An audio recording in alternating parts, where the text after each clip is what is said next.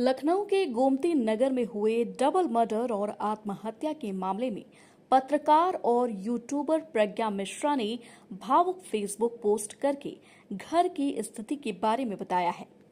उन्होंने लिखा कि घटना की जानकारी उन्होंने अब तक अपनी मां को नहीं दी है। उन्हें झूठ बोलकर रात में सुला दिया था। प्रज्ञा मिश्रा का जीजा मानस वाजपेयी, जो एसबीआई में फील्ड ऑफिसर था, उसने अपनी पत्नी, जो आईसीआईसी बैंक में रिलेशनशिप मैनेजर के पद पर तैनात थी, उनकी गुरुवार को गोली मारकर हत्या कर दी। इसके बाद मानस ने घर पहुंचकर अपनी बहन को भी गोली मार दी, जबकि बाद में खुद भी आत्महत्या कर ली। इस घटना के बाद लखनऊ शहर में हड़कंप मच गया। घटना के बाद प्रज्ञा मिश्रा की फेसबुक पोस्ट ने पूरी स्थिति के बारे में बताया है। लखनऊ में अपनी बेटी, बेटे और बहू की मौत से अभी भी प्रज्ञा मिश्रा की मां अनजान हैं। इस बात की जानकारी उन्होंने खुद फेसबुक पर पोस्ट करके दी है। उन्होंने लिखा कि घटना के 18 घंटे बाद भी कोई जानकारी नहीं दी गई है। मां को ये बोलकर सुला दिया है कि दोनों की हालत क्रिटिकल बनी हुई है। प्रज्ञा ने लिखा कि पहली बार ये भी जाना कि झूठ बोलना कितना मुश्किल होता है।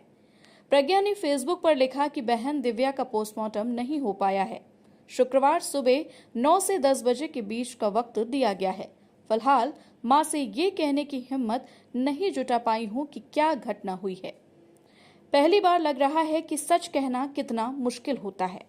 मैं मां को नहीं बता पाई कि बहन दिव्या की मौत हो चुकी है और उसके शव को फ्रीजर में रखा गया है।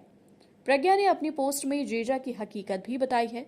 उन्होंने लिखा कि कैसे उसकी बहन के साथ क्रूरता की जाती थी। सुहागरात पर उसने खर्चों की लिस्ट बना ली थी, जबकि खराब टमाटर आने तक पर वह बहन दिव्या को परेशान करता था।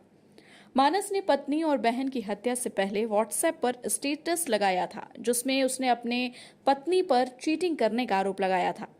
वहीं साली प्रज्ञा और साढ़ू भरत के लिए लिखा था कि वह सब कुछ जानते थे। प्रज्ञा फेमस यूट्यूबर और पत्रकार हैं। 40 साल के मानस वाजपेयी अपनी पत्नी दिव्या से अलग रह रहे थे। उसके साथ उसकी 28 साल की बहन तुलिका भी रहती थी, जो लंबे समय से मानसिक रूप से बीमार थी। मानस के मां बाप के निधन के बाद बहन तुलिका की जिम्मेदारी उन्हीं के ऊपर थी।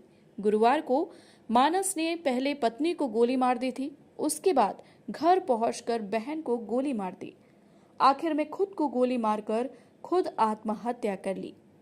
दिव्या ने 1 साल पहले तलाक मुकदमा भी दायर किया था, जिससे दोनों की पारिवारिक कलह सामने आ चुकी थी। लेकिन अब इस घटना ने इतना बड़ा रूप ले लिया।